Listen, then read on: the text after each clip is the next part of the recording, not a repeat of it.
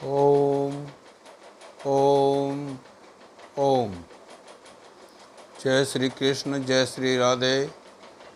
गीता, गंगा और गायत्री तीनों ग से प्रारंभ होने वाले शब्द,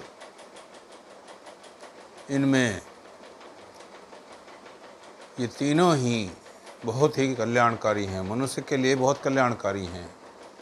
फिर भी जो गीता है ये गंगा और गायत्री से श्रेयकर है, अधिक कल्याणकारी है। गीता से मनुष्य का अधिक कल्याण होता है। कारण उसका कि जो गंगा है ये भगवान के चरणों से उद्गम इसका हुआ है और ये पापों को धोने वाली है। मनुष्य के जो पाप होते हैं उनसे मुक्ति दिला देती है ये। लेकिन जो गंगा के अंदर डुबकी लगाता है, जो गंगा में जाता है, उसी का कल्याण होता है और किसी का नहीं होता है। वो भी शुद्ध मन का होगा तो। इसी प्रकार से जो गायत्री है, गायत्री का जो जप करने वाला है, गायत्री एक मंत्र है, भगवान का मंत्र है, भगवान का जप करने के लिए। इसका जो जप करता है केवल उसी का कल्याण होता है। लेकिन गीता जो है, गीता जो भी सुनता है, जो पढ़ता है, जो इसका मनन करता है, जो इसके सत्संग में जाता है, उन सब का कल्याण कर देती है। गीता स्वयं जो है ना भगवान श्री कृष्ण के मुखारविंद से जो है ना बोली गई है, उन्हीं की वाणी से ये जो है ना निकली हुई है। और ये सारे सभी मनुष्यों का कल्याण, जो भी गीता के अंदर डुबकी लगाता है वो सबका कल्याण कर देती है। ऐसा नहीं है कि मतलब जो है ना भाई हाँ मन ही मन में हमने पढ़ लिया तो हमारा कल्याण तो होगा ही होगा।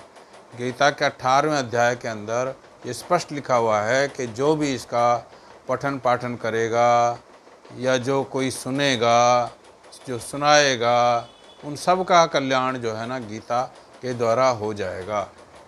गीता के लिए हमें कहीं दूसरे, कहीं जैसे नदी में स्नान करने के लिए जाना पड़ता है, ऐसे हमें कहीं जाने की आवश्यकता नहीं है। ये जहाँ भी आप किसी घर में बैठे हो, किसी मंदिर में बैठे हो या किसी सत्संग में बैठे हो, जब भी आप कोई इसका पठन पाठन करेंगे और दूसरों को सुनाएंगे तो जो सुनने वाला है और जो पठन पाठन करने वाला है उन सब का कल्याण ये हो जाती है। इसीलिए इस गीता को जो है ना बहुत ही कल्याणकारी कहा गया है। वराह पुराण में भी ये बात आई है। वराह पुराण में मतलब कहा गया है कि गीता जो है ना सबसे श्रेयकर है। गीता जो है ना ये 700 श्लोकों का जो है एक ग्रंथ है, जो महाभारत के अंदर से लिया गया है और भगवान की स्वयं की वाणी है ये।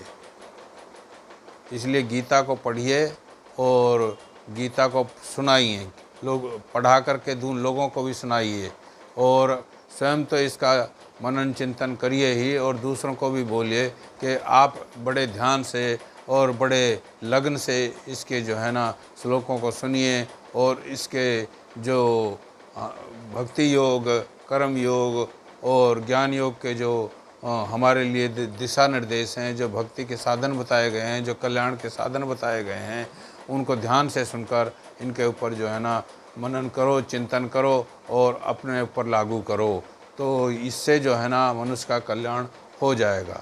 इसलिए गीता जो है ना गायत्री से भी श्रेष्ठ है और गंगा से भी श्रेष्ठ है। हम ये नहीं कहते कि गंगा श्रेष्ठ नहीं है, गंगा भी श्रेष्ठ है, गायत्री भी श्रेष्ठ है, लेकिन एक अधिक श्रेयकर जो है ना वो गीता है वो और इसका कारण हमने आपको बता भी दिया है, क्योंकि इसको सुनने सुनाने वाला, पठन पाठन करने वाला और सबका कल्याण हो जाता है।